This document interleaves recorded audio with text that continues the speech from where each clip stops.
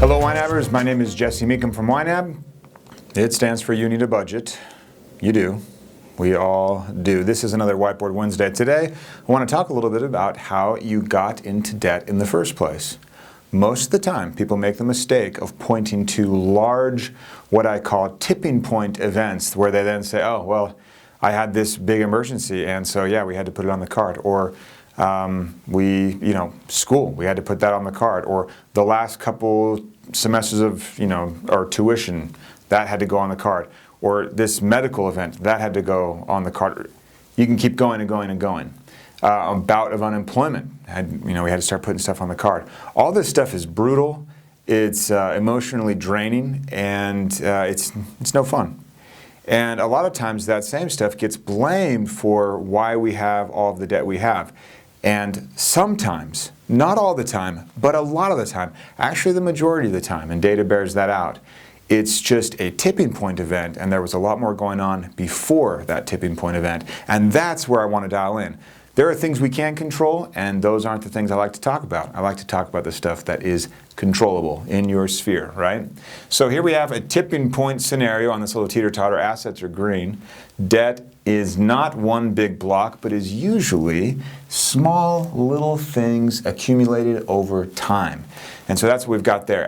Eventually, this thing will start to tilt. That's where your cash flow starts getting squeezed and your net worth starts going down into the red, right? So why does this happen? Where do all these little tiny debt accumulations come from? They're just little gotchas. They're almost invisible. They come usually from not following Rule 2 effectively.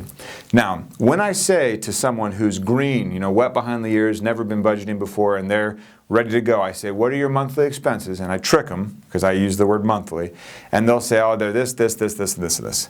And they get this nice, it's like $3,000 a month. Okay, cool, whatever. So they get this nice line. It's $3,000 a month. And they pretend that that line is that little blue dash line. When in reality, their expenses are more like this. Here we're over and above. Here we're safe. Here we're over and above. Here we're safe. Over and above again. That happens all the time. Christmas down here, a summer holiday, taxes in April, those kinds of things. So in this scenario where you think your expenses are here and you're like, okay, I make $45,000 a year and my expenses are $36,000 a year. What is going on? Why can't I get ahead? We answer that question here. You're getting these little debt accumulations, and every little accumulation keeps you from getting ahead because you can't give every dollar a job, because some of those jobs, like we talked about last week, are paying for past you, right? So in this instance, where I was like, oh, this month it was a little expensive. Christmas was a little expensive. The vacation was a little more than we thought it would be. You just put a little on the card. Okay?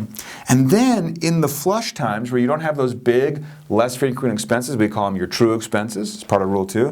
When you don't have those, you aren't thinking, oh, I'm going to have them again. You're just thinking, everything's great. So your spending decisions are then based on this scenario where you're sitting there going, I've got money. This is great. Yeah, we can go buy this, go buy that. Nothing bad that you're buying, but you're not considering all of the information. So you're down here making decisions based on this flushness of cash, and then you don't have any more cash, and then you get to this scenario again where expenses are a little higher. It's like, oh, well, shoot, we didn't see that coming.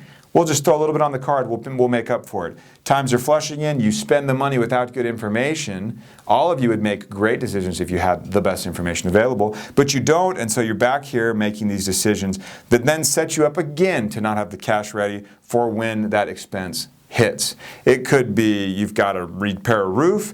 It could be that your lawn needs to be overhauled completely. It could be that you've got to take care of a dishwasher. That's for us actually happening. So all of those things, just little bit by bit, they add up to that pile of debt. And then at some point you'll have what we would probably call not catastrophic, but a large kind of financially, not devastating, but rough event. And that just it's a little bit too much and just kind of tips you this way. Suddenly the credit card payments are a little too much to handle. And that's where things start contracting, right? We can avoid that by avoiding the accumulation in the first place. So then when the real emergencies happen, then You deal with it with, your emergency fund, 3 to 6 months of expenses, something like that. Something where you say, I could not have foreseen that. But you would be surprised, and data bears this out as well, to know how few experiences, or how few emergencies an experienced YNABer actually has. So last night as I'm staring at the dishwasher, and we put in that little soap pellet, and you put it in and you close the soap door, and then you close the dishwasher door, and then you turn it on and you go to bed. And you have that nice, comforting kind of hum of the dishwasher. And then the next morning you open the dishwasher and everything's wet, but you see that soap pellet still just kind of sitting there, and nothing actually happened, nothing got clean. And our dishwasher's, I think, on its last legs. That is not an emergency. That is just one of these little events. And you should be ready for that by just saying, oh yeah, home repairs, house repairs, whatever, appliance category, whatever it may be. At the end of the day, if you can look ahead and start anticipating these peak expense moments and pretending that they're happening all the time, then your cash flow actually, magically, starts to look like that dotted blue line. It's not $3,000 a month like you thought. It's probably more like, $3,300, $3,400, $3,500. But it's still maintainable. It's still knowable, and you can still plan against it. You just have to look ahead and anticipate. And then when it gets really fun is you look ahead to bigger and bigger and further down the road expense like weddings and college and things like that. You start getting ready for that. The biggest one of all is probably retiring. That's just one big fancy true expense, right? Anyway, wanted to talk a little bit about how we get into debt in the first place. Most of the time it's just death by 1,000 cuts. And we can be ready for them and we can avoid them all if we budget effectively, specifically with Rule 2, where you embrace your true expenses. I'll see you guys next week.